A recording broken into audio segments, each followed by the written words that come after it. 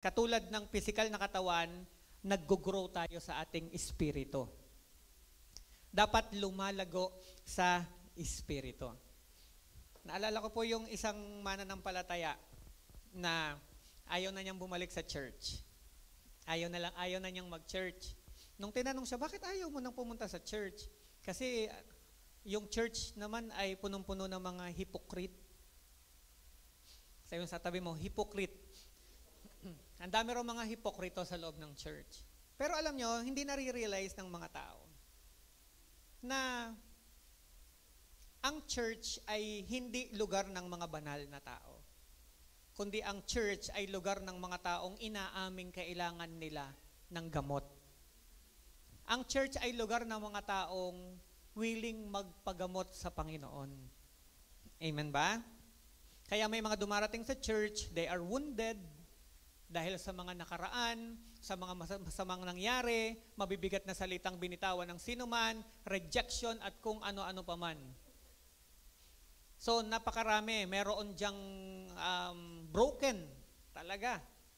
So iba-iba yung kwento at dahilan ng tao, bakit sila pumunta ng church. Katulad po yan sa ospital. Kasi the church is like an hospital, di ba? Pupunta ang tao doon kasi alam niya na meron siyang sakit at kailangan niyang magpagamot. Amen ba? Kaya yung isang mananampalataya o isang tao na pumunta sa church, of course, yung mga katabi natin, don't expect na yan ay mga perfect na. Yan ay inaayos pa ng Panginoon. So balik ako doon, ayaw na daw niyang bumalik sa church kasi marami raw hypocrite sa loob ng church. Pero hindi nare-realize nung tao na yon na bakit pag nandoon siya sa workplace na marami ring hypocrite ay okay lang. Bakit pag pupunta siya sa mall na punong-puno ng mga hypocrite ay okay lang.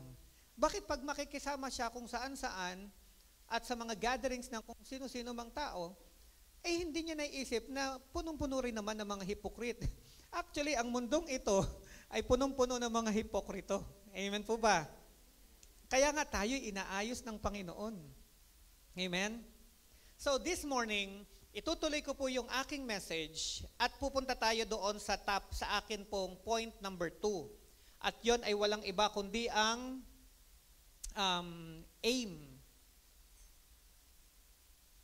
aiming for Christ-likeness. Everybody say Christ-likeness.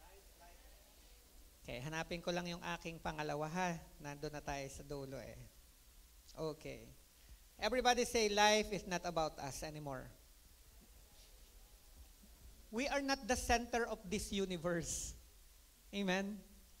The center of the universe is God. Huwag nating isipin na masyado tayong importante. Huwag nating isipin na lagi na lang tayo ang mahalaga. As if na ang mga tao sa palibot natin ay dapat sila yung umayos at tayo ay hindi. Kasi tayo ay okay na. Amen ba?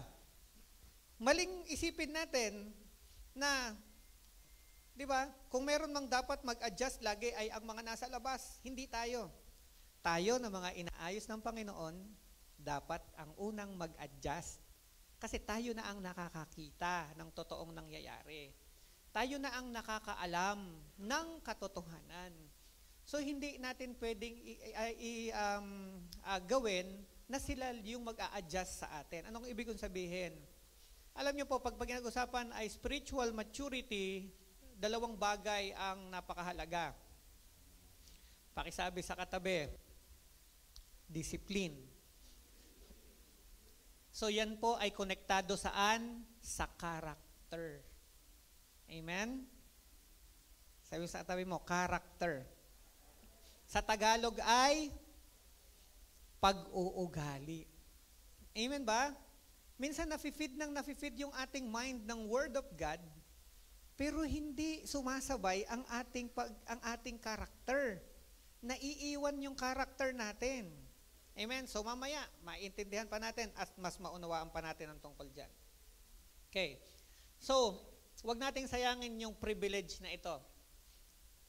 Wag tayong maglingkod sa Panginoon na parang burden.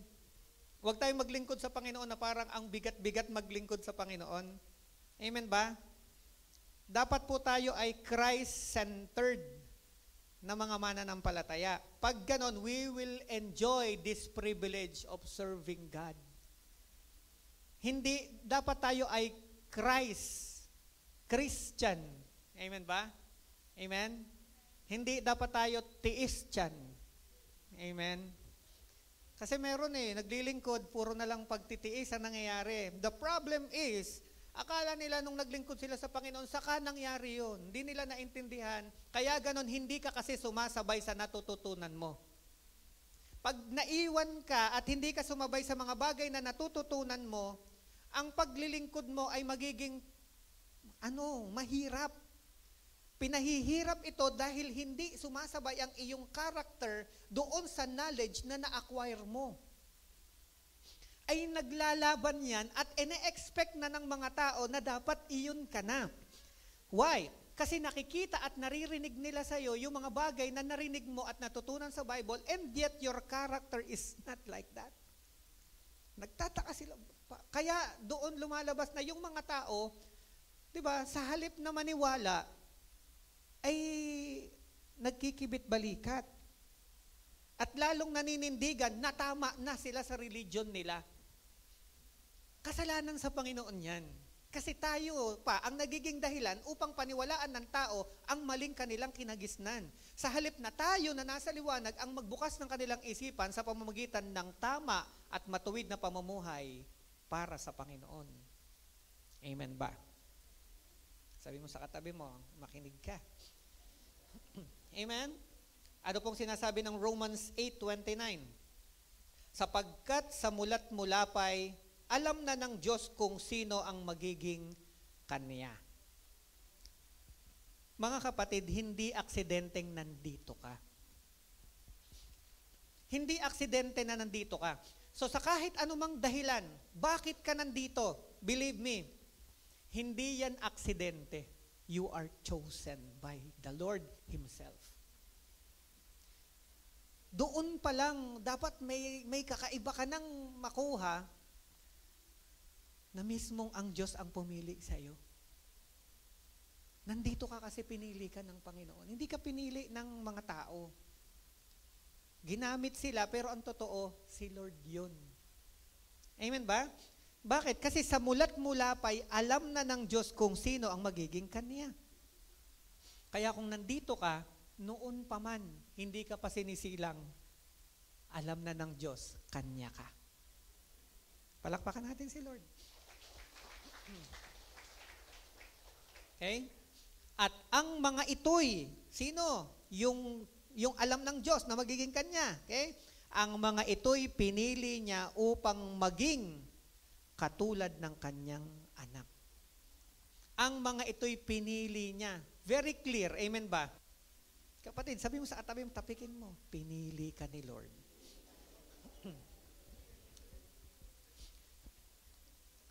Alam mo, pag pumunta ka sa isang negosyante at nakakalat ang kanyang mga items dyan, iba yung dating kapag ka yung mismong dumating yung client at sinabi niya sa owner na, Sir, baka pwedeng ipili mo naman ako ng pinakamaganda dyan. Di ba nagagawa nyo minsan yon pag may binibili tayo? Sabi niya, alin po dyan ang gusto nyo? Sir, ikaw naman yung nakakaalam kung ano yung Lalo na, ang pinag-usapan natin dito, malaki yung trust mo doon sa nagbebenta. Amen ba? Sasabihin mo sa kanya, bakit? Kung meron man nakakaalam kung ano yung pinaka-the best doon, yung nagtitinda. Kaya sasabihin mo sa kanya, pili nyo na lang po ako. Ano po ba yung pinakamaganda dyan? Lalo na pag bumibili tayo ng pakwan, may pinipitik-pitik sila. Hindi naman natin alam yung pitik-pitik na yun. Amen ba? Malay natin kung ano. Pakiramdam ko, iisa naman ng tunog eh. Pero sila alam na, eto po, mapula yan. Alam nila eh. Kaya sabi mo sa kanila, kayo na po. Yun ho ang dating. Sa dinami-dami ng tao sa mundo, sa dinami-dami ng nilikha ng Diyos, amen ba? Pinili ka. Dapat napakasaya mo.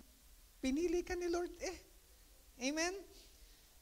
Sabi niya, ang mga ito'y pinili niya upang maging katulad ng kanyang anak. Ano ang purpose? Bakit ka pinili ni Lord? maging katulad ng kanyang anak. Everybody say Christ-likeness. Yun ang purpose ni Lord. Yun ang objective. Kaya ka pala pinili kasi gusto ni Lord na maging kamukha mo ang kanyang anak. Amen ba? Tingnan mo yung katabi mo, kamukha na ba ni Jesus? Marami, di ba? Makikita natin sa TV or sa mga magazines, makikita natin kamukhang-kamukha, di ba? Of course, kamukhang-kamukha nung pinakilala ng mundo na yun daw si Jesus. Okay? Pero hindi. Sa Bible naman, wala talagang totaling makakapagsabi na exactly ito yung mukha ni Jesus. Amen? At lalo na kung ang pagbabasihan natin ay yung sa cross, halos wala daw kagandahan kang makikita sa kanya after ng sufferings. Sa sobrang hirap ng kanyang dinanas na pagdurusa. Nakakita na kayo ng mga pinapakita sa TV na mga pinatay, na murder, di ba? Ano itsura nila? Sabi mo, ay, ang cute niya. May ganon? Wala akong narinig na katabi ko na nanonood, pinakita yung mukha ng namatay at bangkay. Sabi niya ganon, ay, ang cute niya sa make-up niya. Di ba? Imagine Jesus, ang tindi ng kanyang dinanas na pagdurusa. Sobrang bigat. So, ang punto po natin dito, kung kamukha at kamukha lang din, di ba? Physically, makikita mo naman talaga. Wag lagay ka ng bigote, magmumukha ka lang na banal, di ba? Pero hindi naman yun ang sinasabi. Ang pinag-uusapan natin dito na gusto ng Panginoong makamukha natin sa kanyang anak ay ano? Pakisabi, karakter. Amen? Karakter ang pinag-uusapan. Gusto ni Lord makamukha ang ating Panginoong Diyos. At pag pinag-usapan natin yung Christ-like character, okay? Galatians 5:22-26. This verse speaks about the measure or the basis to measure Christ-like character. Eto ho yan. Kaya titingnan mo, ako ba'y napapalapit talaga sa Panginoon? Nakakamukha ko ba si Kristo? O para masukat mo, eto lang ho yan. Sabi doon, Galatians 5:22-26, okay? But the fruit of the Spirit is love, joy, peace, patience, kindness, goodness, faithfulness, gentleness, and self-control. Nakakamukha ko ba si Kristo? Una, pag-ibig. So paano mo malalaman? Pag mayroong testing ng mga taong hindi kaibig-ibig sa paligid mo, namamahal mo pa rin ba? Nagmamalasakit ka pa rin ba sa taong ito? Naipapanalangin mo pa rin ba ang taong ito? Maayos pa rin ba ang gusto mong mangyari para sa taong ito? That is the test of love. Kasi ang Panginoong Jesus, kaaway niya ang tao dahil sa matinding paggawa ng kasalanan ng sangkatauhan, and yet, ang Panginoong Jesus nagmalasakit pa rin sa mga tao, sa mga kaaway niya. Inialay pa rin ang sarili, hindi sa mga kaibigan, kundi sa mga kaaway niya. Kaya mong ialay ang buhay mo para sa mga kaaway mo? Everybody says, moving forward to spiritual maturity. Minsan may nagawa lang sa atin na maliit na bagay, hindi, bagsak tayo. Amen ba? Second test. Okay? Kumusta yung joy? Pagka ba mayroong mabigat na nangyayari, nagpatong-patong na ang ating mga obligasyon, nagpatong-patong na ang ating mga utang, nagpatong-patong na ang ating mga commitments na hindi na natin magampanan, sumasabay pa ang mga problema sa pamilya, ang problema sa paligid, sa trabaho. Ikaw ba'y nagagalak pa rin? Nananatili pa rin ba ang kagalakan sa puso mo sa kabila ng mabigat na pinagdadaanan mo? Kasi kung hindi, bagsak ulit. Amen ba? Kasi ito'y bunga ng Espiritu Santo. What is the difference between the gift, okay, and the fruit? Yung gift, galing sa labas, mula sa Diyos, ibinigay sa'yo. Ang fruit of the Spirit, mula sa loob, sa tulong ng Diyos, ng Espiritu Santo, at sa tulong mo, okay, lalabas ang bunga ng Espiritu Santo. So yun ang pagkakaiba. Ang bunga ng Espiritu Santo, from within, lalabas. At ang usapin is our character, na nagiging kahawig ng character ng Panginoon. Yung gift, mula sa Diyos, ibinigay sa'yo. Kaya doon po lumabas yung we can fake the gifts, but not the fruit. Pagpasok mo ng church, pwede kang makakita ng mga tao sa loob ng simbahan na nag-ooperate sa gift. At mapapansin mo, wow, they are anointed. Nakakatuwa, ang tindi niyang mag-pray, ang tindi niyang mag-preach, ang tindi niyang tumugtog, ang tindi niyang gumawa sa loob ng church. They are operating on the gift na kaloob ng Panginoon. Everybody say kaloob. Kaya nga, kaloob, ibinigay ng Diyos. Ang fruit of the Spirit ay mula sa loob. At ito ang sukatan ng spiritual maturity. Hindi natin pwedeng gamitin spiritual maturity ang pagpe-perform o ang ginagawa sa loob ng church. Ang sukatan ng spiritual maturity ay ang bunga ng Espiritu Santo. And this is love, joy, peace, patience, kindness, goodness, faithfulness, gentleness, and self-control. Kita nyo, huling-huli ang self-control? Ito yung maglalak nung lahat ng mga nauna.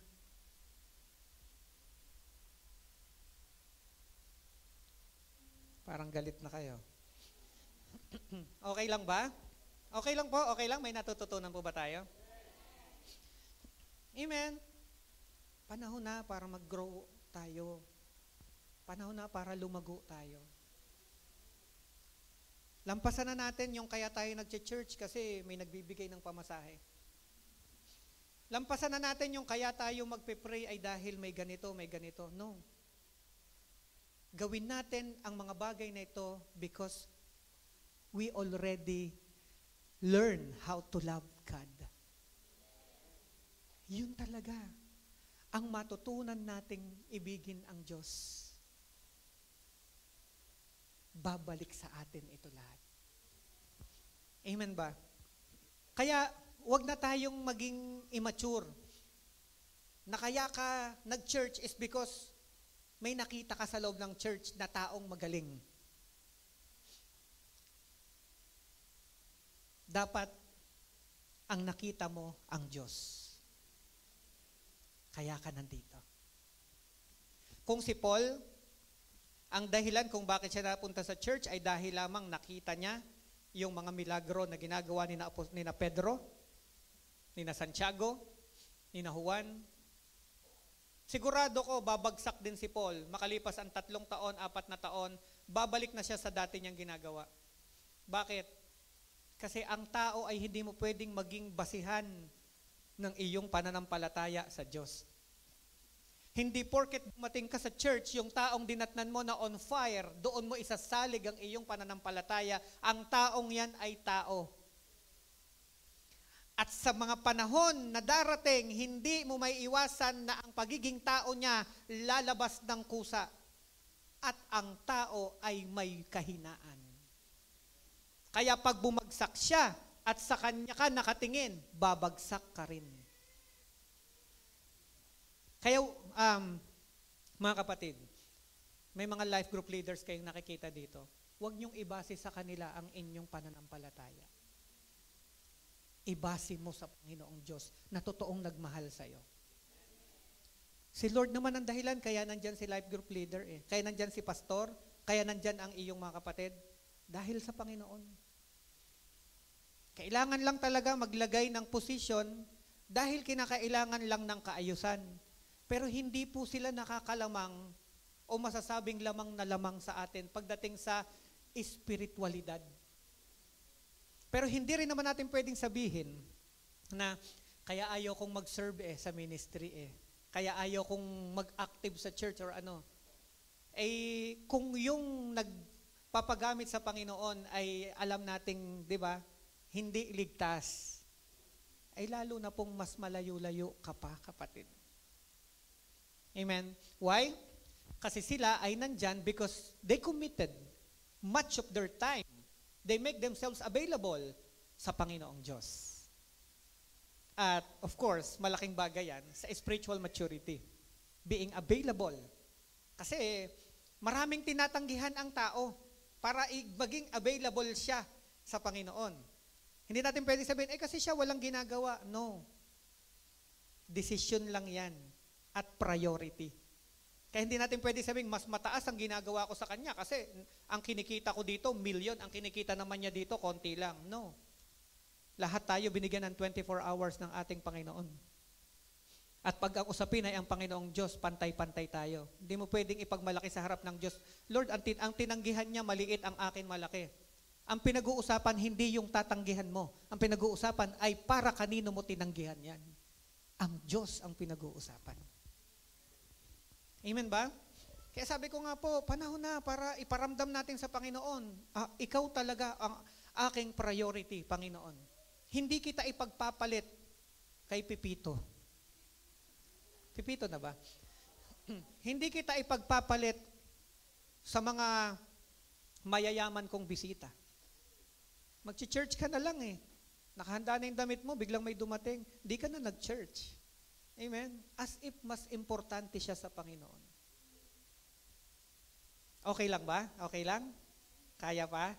Sabi sa tabi mo, kaya pa? Amen? We need to hear teachings or preachings like this. Kasi kailangan nating mag-grow up.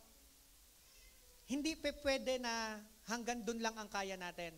I believe etong church natin ay hindi na nasa ganong level. Nasa level na tayo na nauuhaw na tayo sa mas mabibigat na aral. Amen ba? Kaya ang lahat ng ito ay pagpapala ng Diyos sa ating lahat. So again, yan madali lang. Ako ba'y napapalapit na kay Kristo? Buksan mo ang Galatians 5:22 and 23. At tingnan mo na. Merong taong dumating o may sitwasyong kainis-inis, mahal mo pa rin ba? Kung hindi na, iyak sa Panginoon, Lord, 10 taon na akong naglilingkod. Bakit ganito pa rin? Bakit hanggang ngayon, ang ginagawa ng mga makasalanan ay hindi ko malampasan?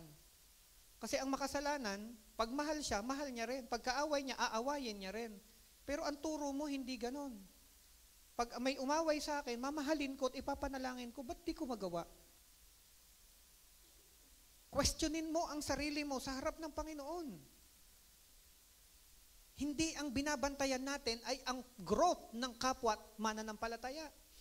Tagal na nito, hindi lumalago. Ikaw, sa sarili mo. Kanya-kanya ho tayo. Bantayan at tingnan natin ang ating sarili. Are we growing spiritually? May nakita lang na hindi, kaaya-aya, hindi ka na mag-church. Sino ba ang nawawalan? Hindi po si pastor. Ako po'y nandito lang, mouthpiece lang ng Panginoon. Ang Diyos po ang nangungusap at nagsasalita sa inyong mga puso. Amen ba? Tayo po ang naapektuhan. Tandaan mo, pagdami ng nakikita mong mali sa kapwa mo, ganoon katindi ang kamalian mo. Kaya ka maraming nakikita. Amen ba? Praise God.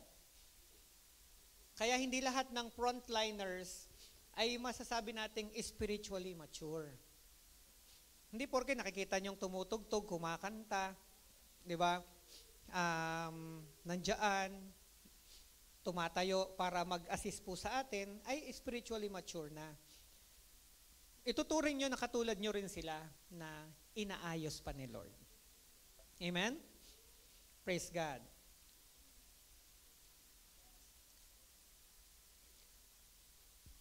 Nakakita na tayo ng puno. Alam natin ng puno. Sa puno, meron po tayong makikitang bulaklak. At meron din tayong makikita na bunga. Yung bulaklak, yun po yung gift. Okay? Yan. Na minsan, kinagagalak na ng maraming tao. Wow, may bunga na. May bunga na. Diba? Of course, yung spiritual gift na binibigay ni Lord sa atin, yun po ay, of course, dapat gamitin nating advantage. Amen? Dapat ay gamitin nating advantage ito para mas lalo ho nating makamuka ang Panginoon. Amen ba? Hindi po natin pwedeng gamitin itong pambulag para linlangin ang mga tao sa paligid natin. Kaya nga anong sabi ng Panginoon sa atin? Test every spirit. Hindi pagka dumating, ang dating ay parang loud siya, parang ang dating smart, parang ang dating ay spiritually, alam niyo yun? Di ba? Matindi. Huwag agad hahanga. Ang sinasabi ko sa inyo ay laging ang sukatan ay ang bunga ng Espiritu Santo. Pag nakasama mo yan at dumating kayo sa mga squeezing moment at nakita mo yung kanyang self-control, then, wow, pwede mong hangaan pero wag mong sasambahin. Amen? Nabibless po ako sa inyo. Hindi yung pagdating mo, ang galing niya nag-pray, Lord, datapwat kung di baga, lalo't hindi bagay. Hangahanak, antindi, King James ang prayer niya. Wala ho sa version yan. Amen? Again, yan po ay nasa karakter. Nasa pag-uugali. Amen ba? So, ito po ay kanya-kanya ho tayo, ha? Ito ay sarili. So, ang topic ngayon, lahat tayo. Amen po ba? Praise God. So, hindi ho dapat mabulaklak lamang sa paglilingkod sa Panginoon. Dapat ay may bunga. Amen.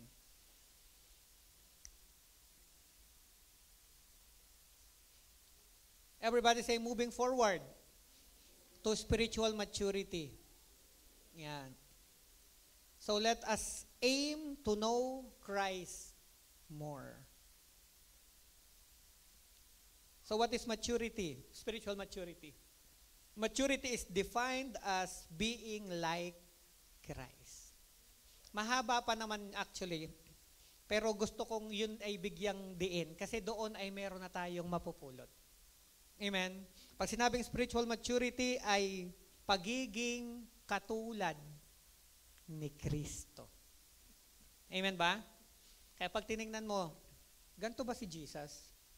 Pagka ba may nandila kay Jesus, mumurahin niya kaagad? Ganyan ba ang karakter ni Jesus? Yun lang naman lagi eh. Malalaman na natin. Malayo-layo pa.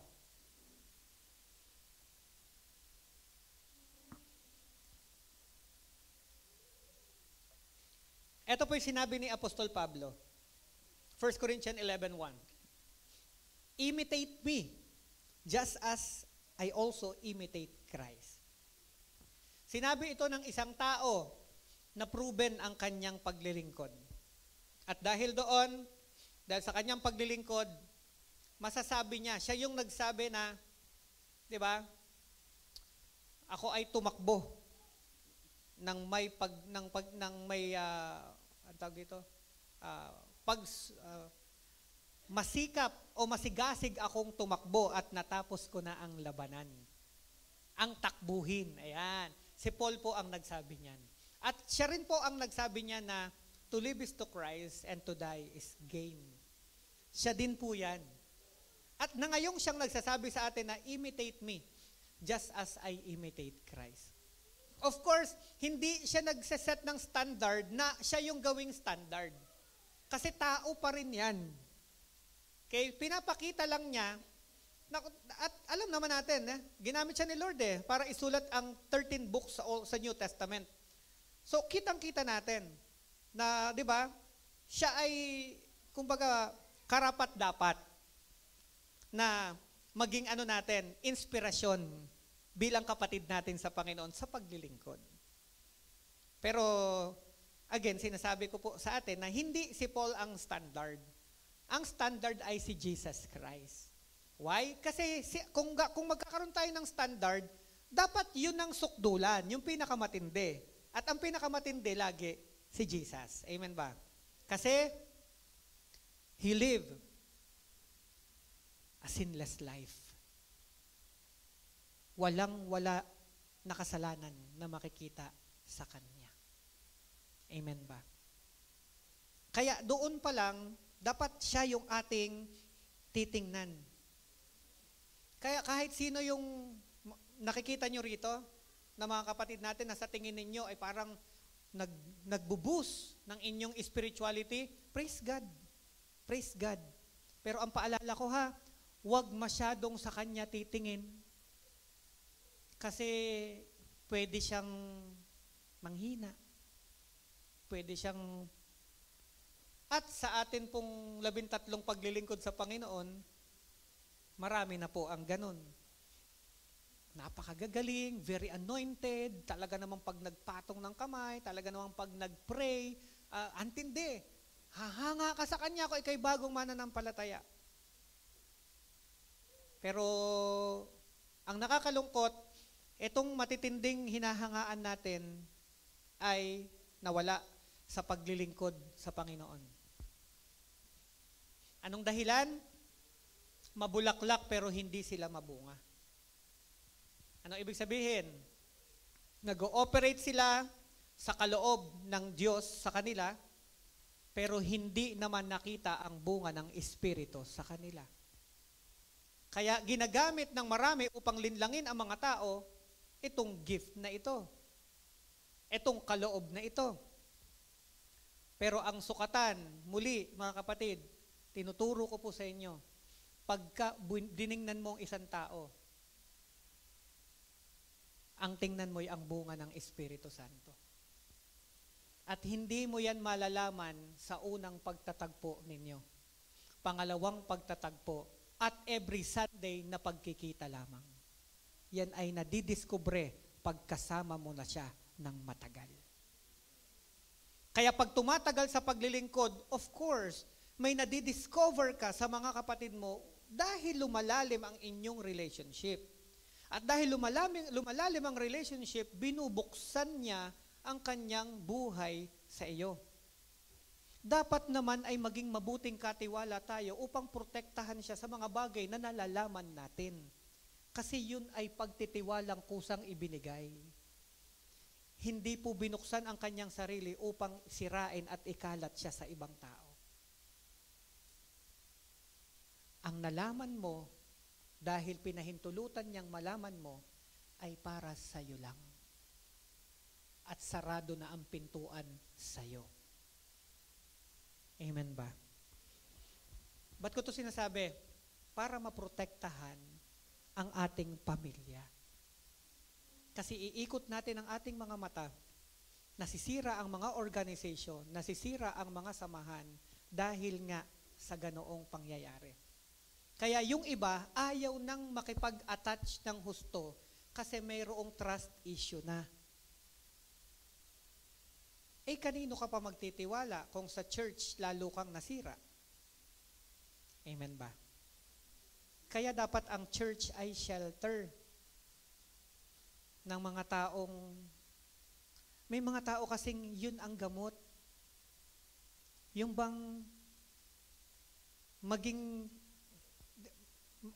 lang siya, parang alam niyang protektado siya. Alam niyang tanggap siya. Alam niyang mahal siya. Alam niyang, di ba? Kaya niya ginawa yun. So ano ang dahilan? Bakit na sa halip na dapat ay maprotektahan, ay lalo pang lumalabas ang mga issues at problem? Immaturity. Kawalan ng kakontentuhan. Jealousy. Marami pa. Mukhang hindi na naman matatapos.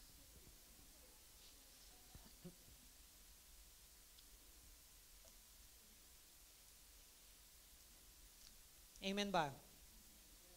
Ephesians 4:13. Hanggang makamtan natin ang iisang pananampalataya. Ito po yung objective ba? Ang makamtan natin ang iisang pananampalataya at pagkilala sa anak ng Diyos at maging ganap sa ating pagkatao. Sabi natin, ganap. Maging ganap sa ating pagkatao ayon sa pagiging ganap ni Kristo. Christ-likeness. Sa English, until we all reach unity in the faith and in the knowledge of the Son of God and become mature, attaining to the whole measure of the fullness of Christ.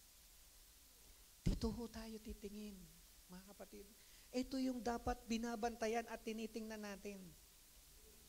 Maglingkod tayo sa Panginoon, pero huwag nating kalilimutan.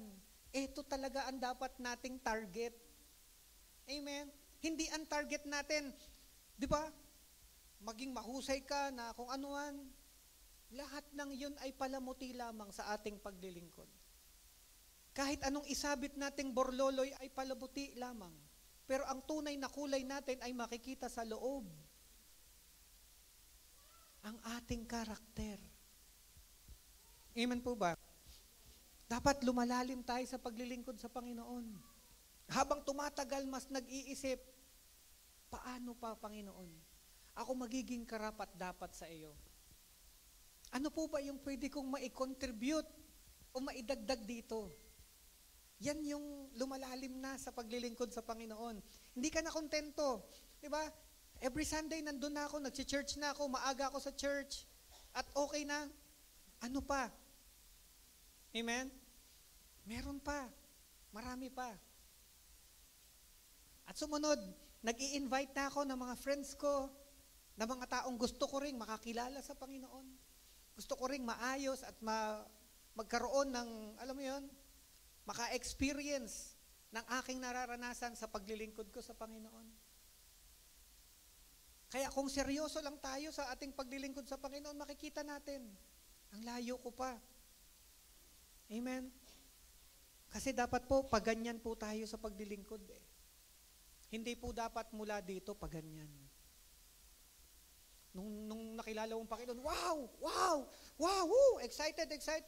Habang tumatagal paano pawala yung sigla. Amen? Sabi sa tabi mo, buti na lang, hindi ikaw yun. Amen? So, let me give you signs that you are moving forward to spiritual maturity. Are you ready? So, these are the signs that you are moving forward to your spiritual maturity. Number 1, you see trials as training. Dati pag nakita mo yung trials, di ba? Para kang lugmok na lugmok. Lord, bakit naman ganito? Bakit parang pinahihirapan mo ako?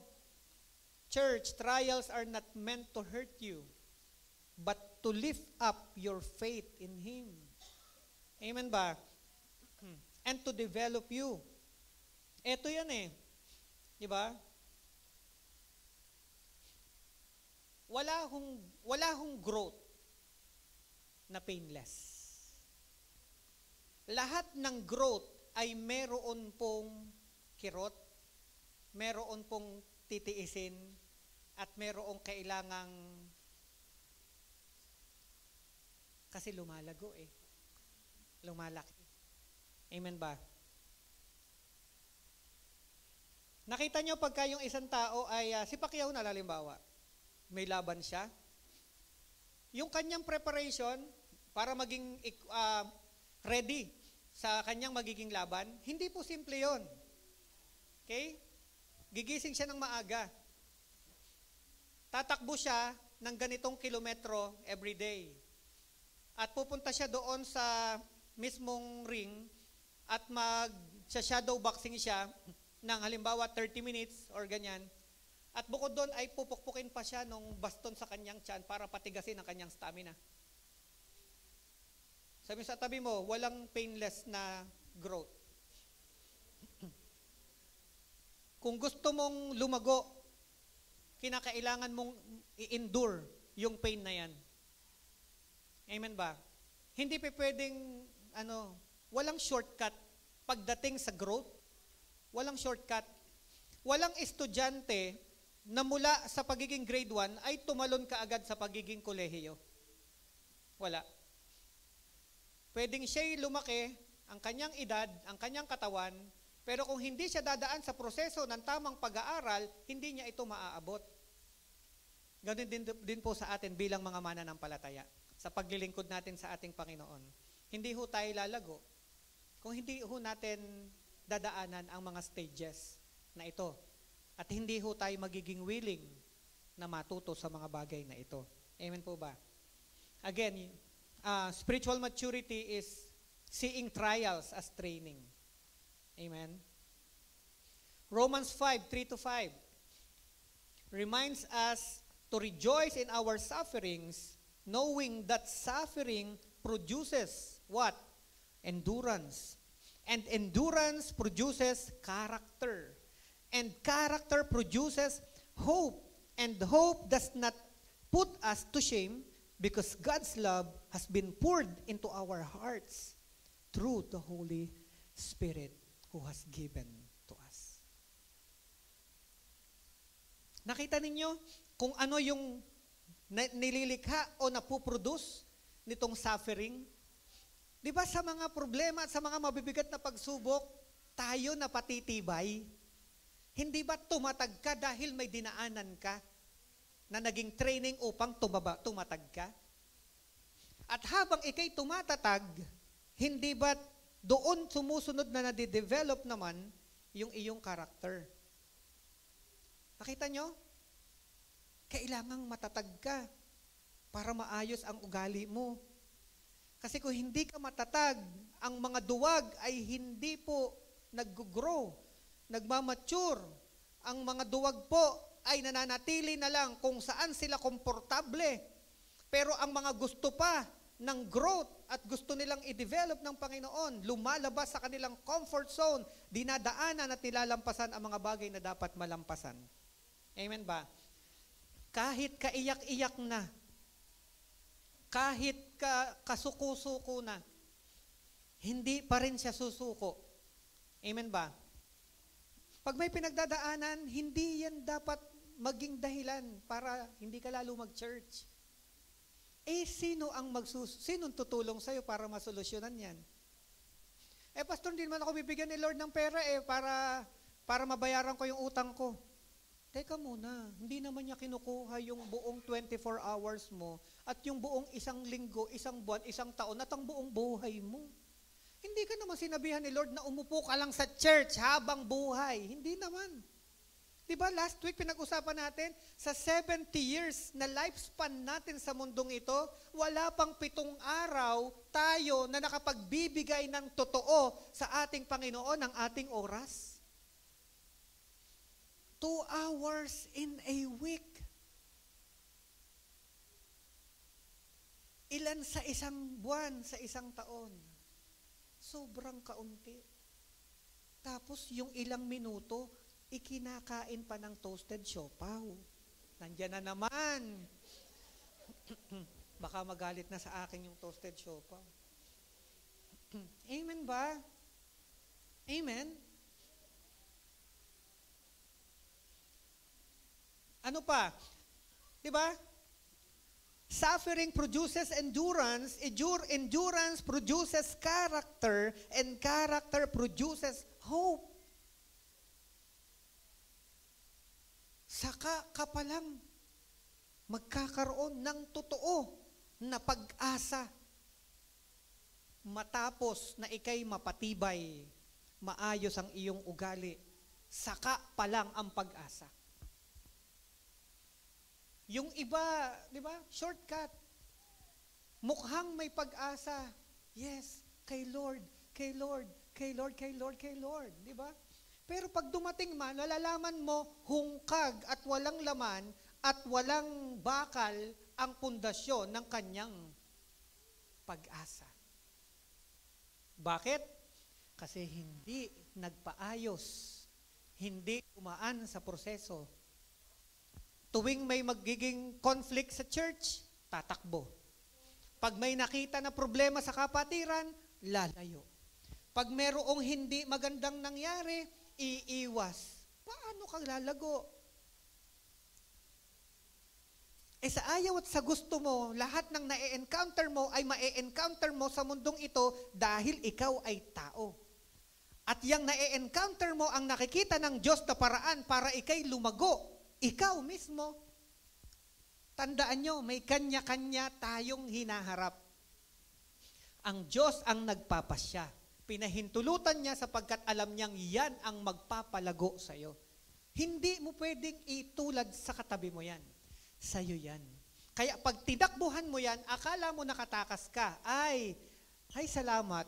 Iba na ang pastor namin. Iba na ang nagpipreach. Iba na ang leader ko. Iba na ang mga tao. Akala mo lang yon. Kasi hindi ka naman nagbago. Ikaw pa rin yan.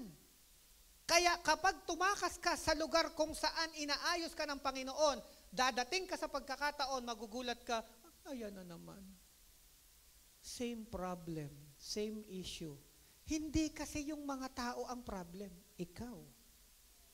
Sabi mo sa tabi mo, huwag ka manisi, ikaw yan eh. Amen? For the Christians, trials is equal to training. Everybody say, training. Kaya hindi po solusyon yung dapat sold out ka na. This is your family. This is your church. At yung katabi ninyo, ang inyong mga kapatid. Yun na yun. Paano kung may mangyaring ganito? Okay lang. Ganun talaga. Tandaan nyo, di ba? Tayo, mananatili. We are eternal being. Ang problema at mga nangyayaring hindi maganda sa palibot, hindi yan permanente. Yan ay sugo din ng Diyos para iayos ka. Amen ba? Kaya kung may mga bagay na parang dinudurog ka ng husto, then, praise God. Kasi pinagkakatiwalaan ka na naman ng Panginoon. Nililevel up ka na naman ng Diyos. Huwag mong takasan.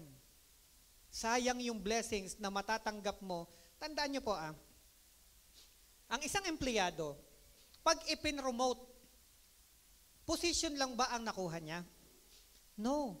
May benepisyo din yun. Amen ba? Hindi ba't pag na-promote ka, may karagdagang sahod ka? Amen? Hindi pa pwedeng nadagdagan ang responsibility mo, wala namang nadagdag. Anong kasunod nun? Resignation.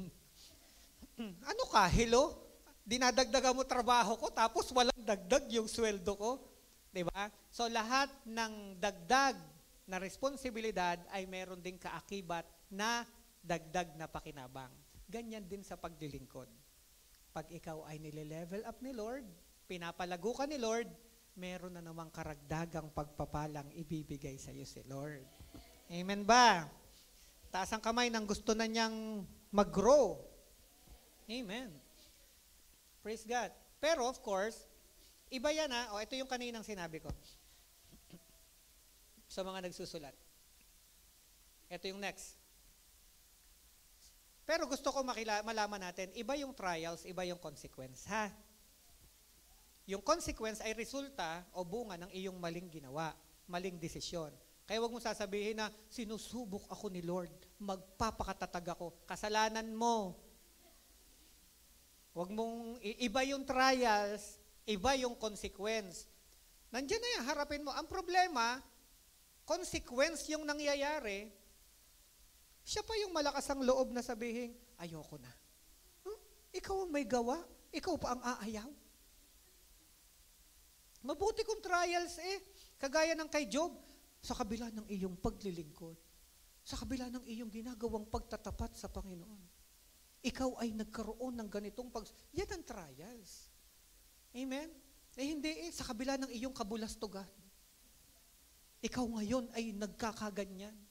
Tapos sisisihin mo ang lahat ng tao sa paligid mo. Di ba? Kasalanan niyo tong lahat. Hindi ako pinagpe-pray ni pastor. Aba, lahat na laang. Lahat kasalanan ko. Damay ako pag meron kayong problema. Pag may pagpapala, solo nyo lang. Amen ba? Kayo sa tabi mo, narinig mo yun. Sulat nyo yun, sulat nyo. Amen? So wala po tayong dapat sisihin pagka ganyan, ha? Tanggapin po natin ng may kababaang puso at harapin po natin para tayo po ay matuto doon sa consequence na nararanasan. Amen ba?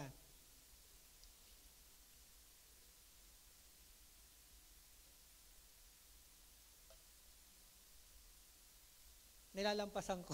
Alam niya na ganyan o ganyan. Mukhang hindi na naman matatapos Church, alam niyo, as I mature in the Word, marami po akong nadidiscover. Na-discover ko na effective yung mga prayers na pagka nag-grow na tayo, nagmamature na tayo spiritually. Yung ating prayer ay nakafocus na sa salvation ng mga tao. Most of the time ng ating prayer nauubos doon sa hindi na sa self, kundi sa iba. Kasi pagka yung immature ka pa, lagi kang hingi ng hingi Yan ang sign of immaturity Diba? Lord, pahingi nito. Lord, pahingi noon. Lord, pahingi. Diba? Kaya ang rinig ni Lord ay hindi Panginoon Pahingi noon. Diba? Lagi nila, ang tingin kay Lord ay tagapagbigay lang ng gusto. Lord siya. Dapat nasusunod rin siya sa buhay mo. Amen po ba? Ano pa? Ang focus niya ng kanyang prayer ay freedom from sin. Pansinin niyo, yan ang kanyang laging focus. Hindi siya more on sa supplication. Naka-focus yan doon sa salvation of souls, freedom from sin, and open doors for the gospel. Yan yung kanyang ano ibig sabihin? 'Di ba? Hindi sarili. Pero nag-start naman tayo, okay lang, puro sarili. Ganun talaga. Pero habang tumatagal ka, hindi na ikaw. Kasi nga again, hindi naman tayo ang sentro ng buhay na ito. Ang sentro ay si Lord. Amen ba? Kaya ang prayer natin lagi, kung ano ang plano ni Lord o mission niya sa buong mundo. Amen po ba? Yan. Praise God. So anong sabi ng Colossians 4:2-4? Maging matyaga kayo sa pananalangin. Laging handa at nagpapasalamat sa Diyos. Idalangin ninyo sa Diyos na bigyan kami ng pagkakataon na ipangaral ang kanyang salita at maipahayag ang hiwaga ni Kristo. Sino nagsasalita? Si Pablo. Hindi niya sinabi sa mga kapatid na, ganito ha, ito yung pangailangan ko, bigyan mo ko nito, ito yung pangailangan ko, ganyan-ganyan. Hindi. Ang sinasabi niya dito, ito, maging matyaga kayo sa pananalangin. Okay? Laging handa at nagpapasalamat sa Diyos. Idalangin ninyo sa Diyos na bigyan kami ng pagkakataon na maipangaral ang kanyang salita. Di ba? Tulungan nyo kami, ipanalangin nyo kami. Na ang salita, kasi yun yung purpose At yun yung dapat, natin, partnership. Kahit umuwi na kayo sa mga bahay ninyo, yun ang prayer ninyo. Lord, tulungan mo ang aming pastor na maipangaral po niya ang mabuting balita sa maraming tao dito sa Cainta. Tulungan po ninyo ang aming pastor na ganito, na yung inyo pong misyon, yung inyo pong plano, ganyan-ganyan. Amen po ba? Praise God. Ano pa sinasabi? Ang sanhi ng pagkabilanggo ko ngayon, so that time pala, itong letter na to, siya ay nakakulong. ipanalangin din ninyong maipahayag ko dito, ko ito ng buong linaw gaya ng nararapat. Imagine this. Isang tao nakakulong na, pero ang concern, tulungan niyo ako, puntahan niyo si attorney, palayain niyo ako dito. Hindi ganoon, di ba? Ang focus niya, tulungan niyo ako na maipangaral ko ang mabuting balita ng malinaw. Saan? Doon daw. Kung saan siya nandun. Amen? This is spiritual maturity. Pag tumatagal ka na, wala na. Kaya yung mga tampo, sama ng loob, galit, konting, kung ano-ano, wala na yun. Dapat wala na. Amen ba? Dapat maging manhid tayo sa mga bagay na hindi naman makakapagpalapit sa atin sa Diyos. Amen? Huwag na tayong palapatol ng palapatol sa kung ano-ano. Move on. Move forward. Nagkasamaan ng loob, move forward. Amen? Maglingkod. Ano bang pinapagawa ni Lord? Tuloy. Tuloy. Hindi naman ito tungkol sa atin. Amen ba? Matatapos ang lahat ng yan nang ikaw ay abalang naglilingkod sa Diyos. At hindi yan matatapos kung dyan ka na lang uupo at tititigan ang problema. Wala na. Wala na talaga. Hindi ka na umalis dyan eh. Amen po ba? Kung anong tinitingnan, yun lang ang mararating. Ano tinitingnan mo ngayon? Problema mo? Ano tinitingnan mo ngayon? Boss mo? Ano tinitingnan mo ngayon? Kung anong tinitingnan mo, hanggang doon ka lang. Pero kung ang tinitingnan mo ay ang kaharian ng Panginoon, habang buhay yan. Forever yan. Amen ba?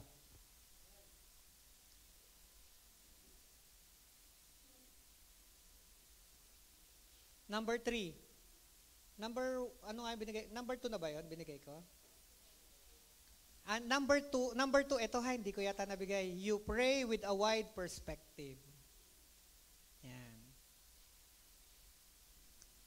And number 3, okay lang? Yung verse nabigay ko naman, ano?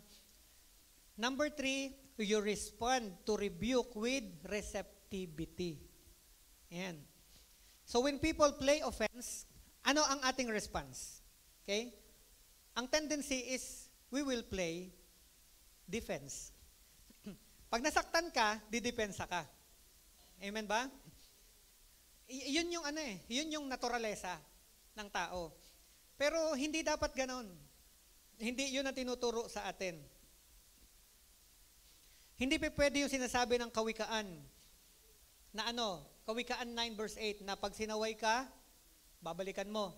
Sabi ng Kawikaan 9:8, sawayan mo ang mangmang, babalingan ka niyan. Parang aso, pag ganyan mo yan, kakagating ka. Ganyan din daw ang mangmang. Pag sinabi mo na, kapatid, napansin ko na ganito, bakit ikaw? Naku po, kaya natatakot. Amen ba? Church maturity is the antidote to the type of pride that always assumes it is right and reacts to being called out to sin. Everybody say antidote. Wala na hong iba. Kinakailangan mo talagang mag-grow up. Kung hindi, tuloy-tuloy kang masasaktan. Kaya maraming pinagdadaanan maraming pain ang dinadaanan ng Kristiyano. Marami siyang pagdurusa o kabigatang dinadaanan is because, sabi ko nga, lumalampas na kasi. Naiiwan yung growth mo. Nandito ka na sa level na to. Pumunta ka sa level na yan, hindi ready ang karakter mo. Humanda ka sa maraming pagdurusa. Too much is given, much is required. Pinagkatiwalaan ka ng Word of God, pinagkatiwalaan ka ng knowledge, pinagkatiwalaan ka ng ganyang kaalaman, and yet your character ay naiiwan. So anong i-expect mo? Masasaktan ka kasi hindi makakasabay ang pag-uugali mo. At sa level na yan, kikiskisin ang iyong pag-uugali. Kikiskisin hanggang sa wala kang choice. Ang tanging paraan is mag-grow up ka spiritually. Paano? umiyak ka sa Diyos, umamin ka, magpakumbaba ka, tanggapin mo. Ikaw yon. And the Lord will increase your faith and your maturity. Walang ibang paraan. Hindi mo pwedeng isisi yan sa iba. Iiyak ka ng iiyak. Pag hindi ka nag-decide na lumago, hindi mo maiintindihan ang nangyayari sa'yo. Kaya maraming Kristiyano, 30 years, 40 years na Kristyan, mula sa lolo Kristiyano na, dumating sa point, ayaw na magpunta sa church. Ang dami ko pong nalaman at nakilalang ganyan. Ang mga apo, nabubuhay na sa maling pamumuhay, pero ang lolo, pastor. May mga ganyan kayo nakakausap, di ba? Makikilala nyo. At yung mga taong nagsasabi, dati kaming Christian. May gray area doon sa sinabi niya. May mabigat dong nangyayari. Amen? Again, maturity is the only antidote. Tuloy nyo. Kaya sabi mo sa tabi mo, magpakumbaba ka. Mabigat gawin ko eh. Alam mo, pag tayo na ha, ang bigat gawin nito, piliing magpakumbaba, pero pag ginawa mo, ang bilis ng paglago mo sa spiritual. Maniwala kayo. Kasi booster yan eh. Yang humbleness ay booster para sa iyong spiritual maturity. Marami ang hindi na lumago ang dahilan ni yakap ang pride. Sabi ko sa inyo, lahat tayo may pride. Kanya-kanyang patay. Huwag mong pakialaman ang pride ng iba. Dahil ikaw ay merong iyo. Patayin mo or else, iiyak ka. Pride is a sign of immaturity. Matthew 13:44, ang kaharian ng langit ay katulad ng kayamanang nakabaon sa isang bukid.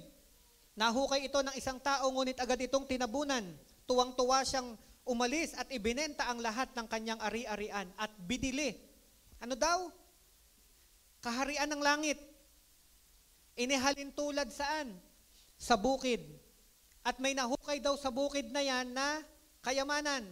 Tinabunan daw na nakabukid, umuwi, binenta lahat ng ari-arian. Kapatid, ikaw, ipagpalagay mong ikaw yon na nakahukay ng kayamanan. Ano yung kayamanan na yan na nadiskubre mo? Nadiskubre mo na ang tunay na kayamanan ay walang iba kundi si Kristo. Hindi mo pa ba naman bibitawan ang lahat ng kayamanang itinuturing at niyayakap mo? Nakakita ka ng 1 bilyon. May pinanghahawakan kang 100,000. Yayakapin mo ang 100,000 para hindi mo makuha ang 1 bilyon? Bibitawan mo to. Anong kayamanan ang niyayakap ng tao sa kanyang sarili? Kasama dyan yung pride, pagiging mayabang. Ano man yung itinuturing mong iyo na hindi pwedeng galawin ni numan, kayamanang itinuturing na ipinagmamalaki sa harap ng Diyos. Hindi mo binibitawan, mas magaling ka sa Panginoon?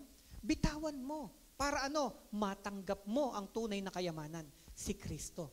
Kaya sabi ni Paul to live is to Christ and to die is gain. At itinuturing kong walang kabuluhan, ang lahat ng bagay, makamtan ko lang si Kristo. Kaya kapatid, aanhin mo yung mga bagay na meron ka. Kung magiging hadlang para mas madiskubre mo pa ang Diyos na iyong pinaglilingkuran. Kayamanan. Ang yabang kasi natin. Ang yabang ng tao. Akala niya siya, kaya niya. Akala niya sapat na. Hindi mo mabitawan yan. Maling tradisyon, paniniwala, lahat na ng iyo. Lahat ng sayo. Pinabibitawan yan. Para ano? Di ba sabi niya, tinabunan ang kayamanang natagpuan, umuwi, pinagbili lahat ng ari-arian, at yung pinagbilhan, ibinili nun. Hanggang hindi mo bibitawan ang kayabangan mo, ang pride mo, ang ugali mo, ang lumang pagkatao mo, hindi mo maa-acquire ang tunay na kayamanan. Ang Panginoong Hesus. and you will not grow. Magiging stagnant ang pagiging mananampalataya mo.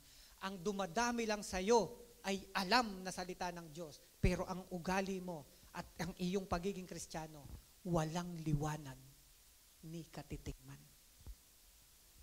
Amen? Kaya kung meron tayo pinagmamalaki, walang iba. Si Kristo lang. Si Kristo lang. Siya ang ating tunay na kayamanan. Kawikaan 26:12, nakakita na ba kayo ng taong nag-aakalang siya ang pinakamatalino? Mas may pag-asa pa ang mangmang kaysa taong ito. Yung nag-aakala na siya na ang pinakamagaling. Pride ang pinag-usapan natin. Yung nag-aakala na alam na niyang lahat, siya na. Mas mabuti pa daw ang mangmang. Buti pa daw yung mga Kristiyano at hindi Kristiyano. Yung Kristiyano nag-aakala na ganito, ma-pride, mataas, mas mabuti pa daw ang hindi Kristiyano. Klaro? Amen? Kaya hindi mo pwedeng sabihin na nakalalamang ka. Kung hindi ka nababago at hindi nakikita yung Christ-likeness, anong lamang mo sa labas? Yun ang sinabi ng ating Panginoon sa mga Pariseyo. At yun ang tinuturo niya sa mga disciples sa Beatitude. Lampasan ninyo o higitan ninyo ang kayang gawin ng mga Pariseyo. Mga anak ng Diyos, ipakita ninyong kayo'y totoong Kristiyano. Dapat iba kayo sa kanila. Sila magagalitin, dapat ikaw hindi. Nagtatanim ng sama ng loob, ikaw hindi nagtatanim. Nagha-harvest ka. Amen po ba? Amen. Baliktad. Hindi yung masama ang loob nito. Mas masama pa ang loob ng Kristiyano. Amen? Walang ganon. Many are deceived by their own self. Huwag ko na ipakita yung akin yan. Baka kasi Di ba? Totoo yan eh. At daming tao nabubuhay na napakasaklap kasi deceive siya, hindi ng ibang tao. Deceive siya ng kanyang sarili. Na paniniwala ang kanyang sarili na siya'y nasa tamang path. Yung pala na may wala. At ano ang nagpapaniwala? Pride. Pride. Bakit? Iniisip mo. Okay naman yung ginagawa ko. Basta't ako'y tama. Bahala sila. Kaya nakakita na ba kayo ng taong nagkasundo? Parehong sila'y tama? Wala. Kinakailangan yung isa isipin niya mali, yung isa tama, magkakasundo yun. Pero pag parehong tama yun, walang mangyayaring pagkakasundo. Paano mo pagtatamaan yung parehong tama? Tama ako, tama ako. Pag pinagsama mo, sumasabog, hindi kayo tama. Amen? Kinakailangan positive at negative. Amen ba? Hindi pa pwedeng positive. Pag-spark yan. Amen? Dapat ganun. Pag may argumento, mayroong may mali. Pag nagpapatuloy yung kasalanan, walang umaamin, walang nagpapakumbaba. Amen. Ngayon, kapag may argumento, mabilis na aayos, meron dong matured. May problema? Naayos kagad? Meron dong isa doon sa involved, matured. Kaya ayos agad. Pero pag humaba, tumagal, parehong immature. Patigasan eh. Tingnan natin kung sinong makarating sa langit sa atin dalawa. Ako po. Ang mahirap pag ang nag-aaway Kristiyano, nako. Kaya sabi ng Bible huwag niyong gagamitin ang pangalan ng Panginoon sa walang kabuluhan. Ang mga Kristiyano madalas dito bumabagsak para patunayang tama sila. Nakikita naman ni Lord. Aba, kasalanan yun. Anong kinalaman ni Lord pa? Gagamitin mo pa siyang instrumento para patunayan lamang na ikaw ay tama. Kung tama ka, sabihin mo, wag mong gamitin ang pangalan ng Panginoon ng walang kabuluhan. Amen. Yung iba ganyan, nag-uusap sila. Bahala na si Lord ang hahatol sa atin. Kasalanan yan. Nasa 10 Commandments yan eh. Amen. Do not use the name of the Lord in vain. Tapos pag Kristiyano ka, gagamitin mo. Yun ngang mga Israelita ni hindi mabanggit ang pangalan ni Lord. Tapos ikaw basta-basta ka lang bumabanggit. Idinugtong ka lang. Naintindihan niyo ba, idinugtong ka lang? Diba tayo idinugtong lang? Ang tunay na sanga, di ba, Israelita? Dahil sa katigasan ng ulo, di ba, pansamantalang ibinaling sa atin ng Panginoon. At tayong hindi naman talagang originally nakadugtong, binigyan ng pagkakataong idugtong dahil kay Jesus Christ. Amen? Tapos mas mayabang pa tayong umasta sa Israelita. Kung yung tunay na sangay, hindi pinanghinayangang putulin, ikaw pa ba namang idinigtong laang ang panghinayangan? Kaya wag mayabang. Sabi mo sa tabi mo, wag mayabang. Amen? Awit 51:17, ang handog ko, O Diyos, na karapat-dapat ay ang pakumbabat, pusong mapagtapat. Ano daw ang dapat na offering kay Lord? Ano daw ang dapat handog sa Diyos? Ito yan ang karapat-dapat na handog ay pusong mapagpakumbaba at mapagtapat. A pure heart, that's what I longs for. Amen. A heart that after thee.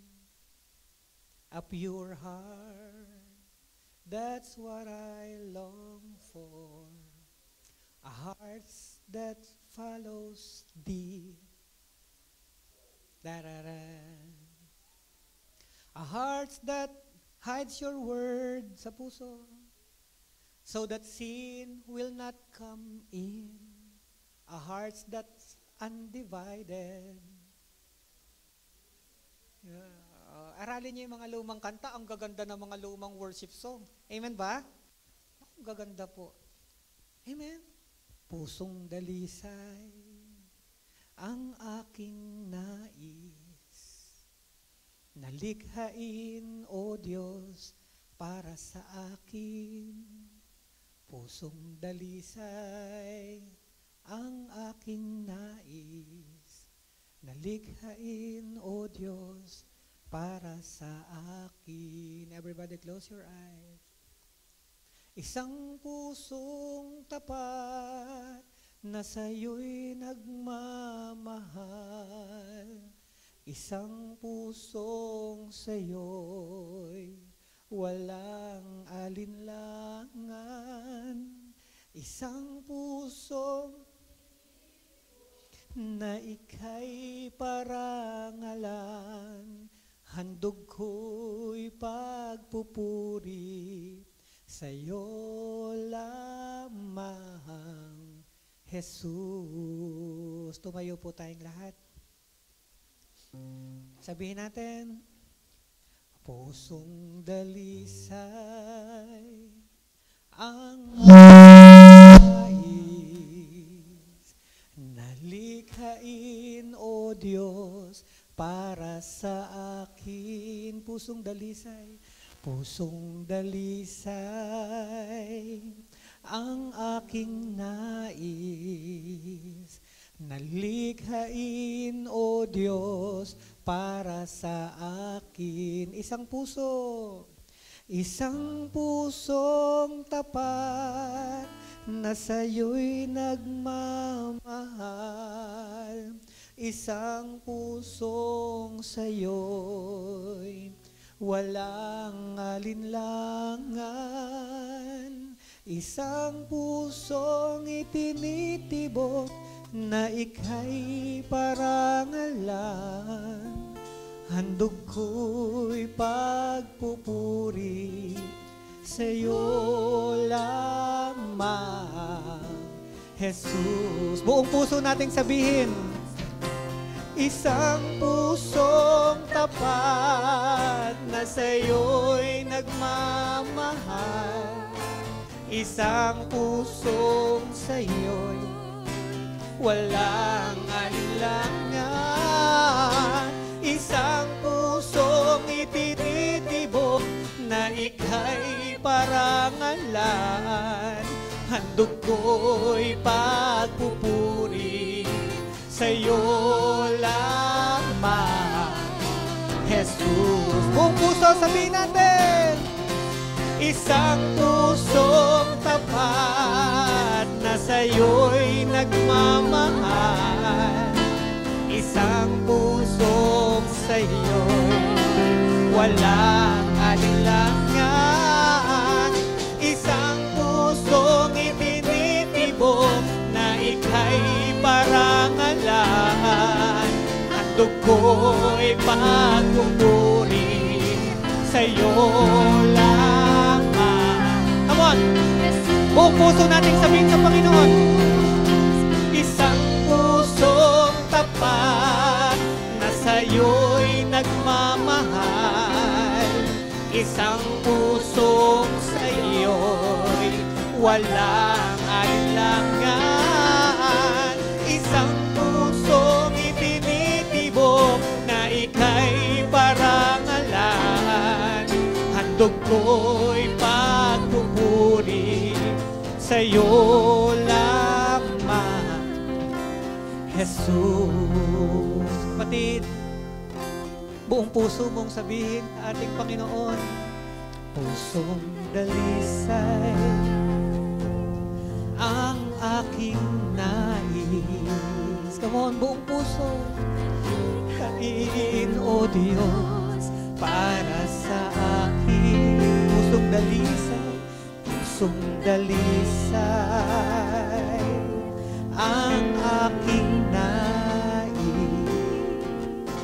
Nalikhain, O Diyos, para sa akin. Isang pusong tapat na sa'yo'y nagmamahal. Isang pusong sa'yo'y walang alinlangan. Isang pusong itinitibok na ika'y parangalan. Handog ko'y ipagpupuri sa'yo lamang, Jesus. Come on, only the people of God.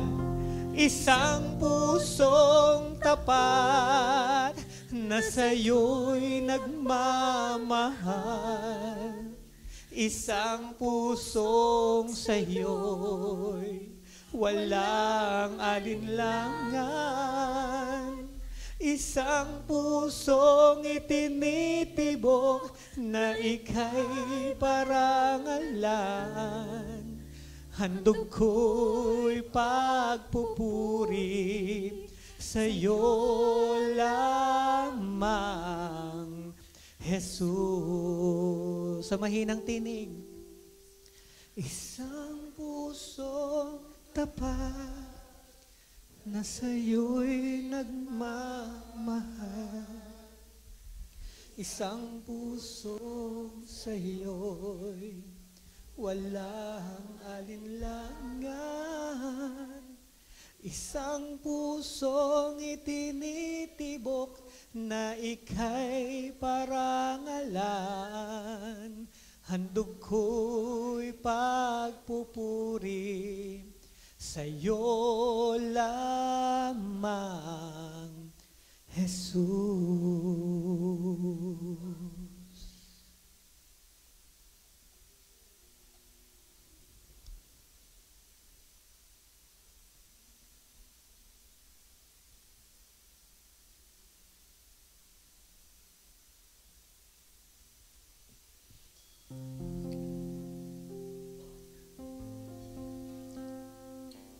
Panginoon, maraming salamat sa iyo.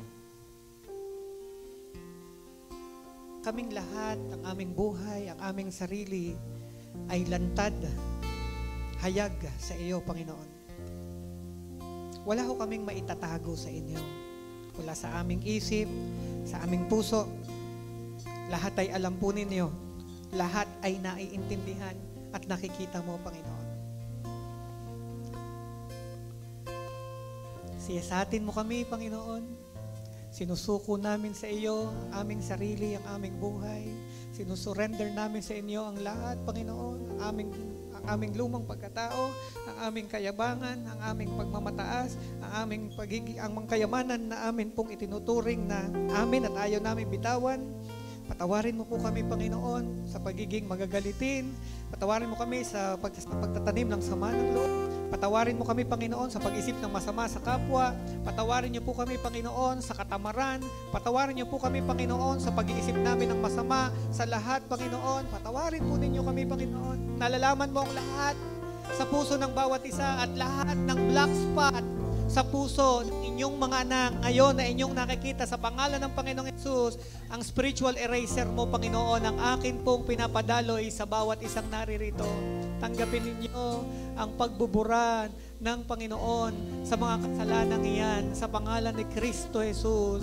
Buksan mong iyong puso, magpakumbaba ka sa Kanya at siya lamang ang makatutulong sa iyo na yan ay maalis. Yung mga bagay na sa tingin mo'y ayaw bitawan ng iyong sarili, isurrender mo ngayon sa Panginoon. Sabihin mo, Lord, tulungan mo kung mabitawan ko tong bagay na to. Tulungan mo kung maisuko sa iyo ang bagay na ito. Hindi mo to kalooban, hindi ko to gusto, tinatakwil ko to sa buhay ko. At ito'y aking pinapahayag, Panginoon, na mula ngayon, ang buhay ko'y iniaalay ko lang sa iyo.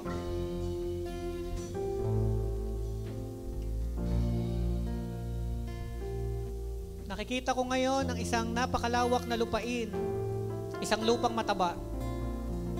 At sa lupang ito'y dahan-dahang lumalabas, umuusbong ang napakagandang mga halaman. Kapatid,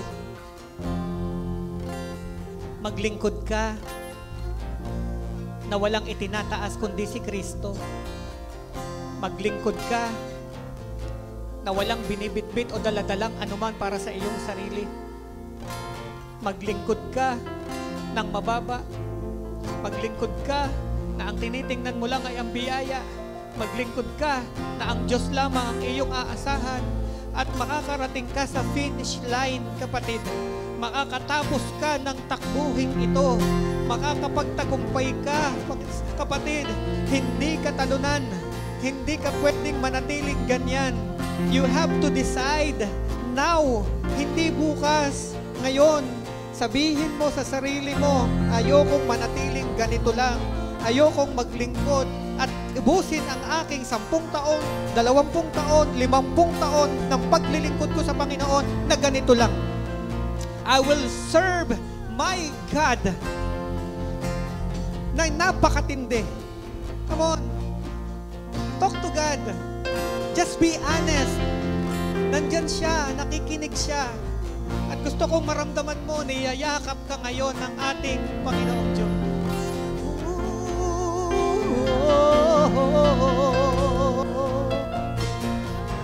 Hallelujah.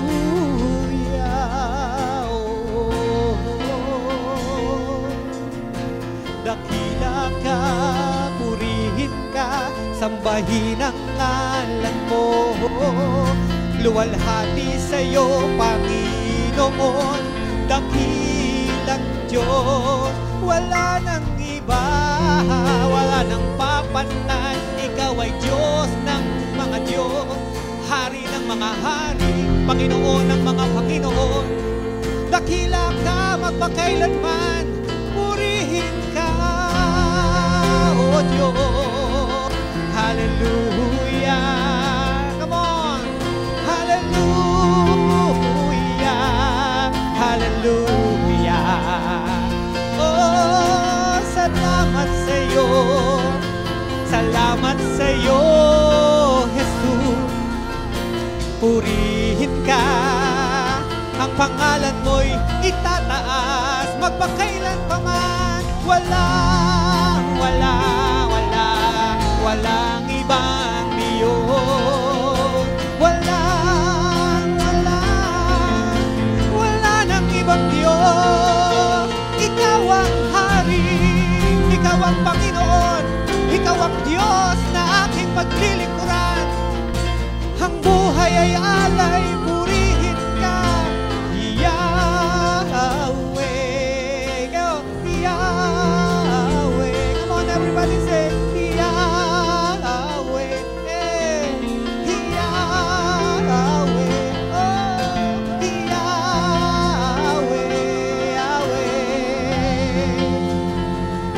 Rabakara basinda de kira shandara handa da karabayande.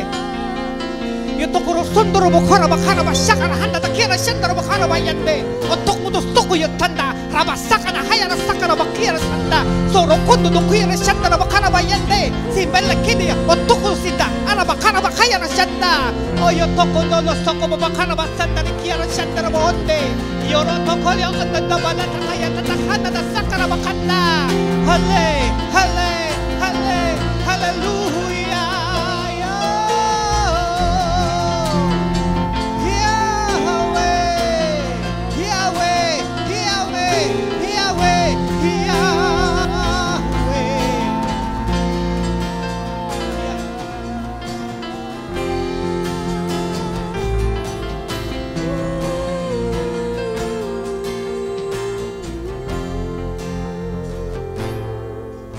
Mahal na mahal ka namin, Panginoon. And we will serve you, Lord, hanggang dulo. Pataas ng pataas. Padami ng padami ang bunga.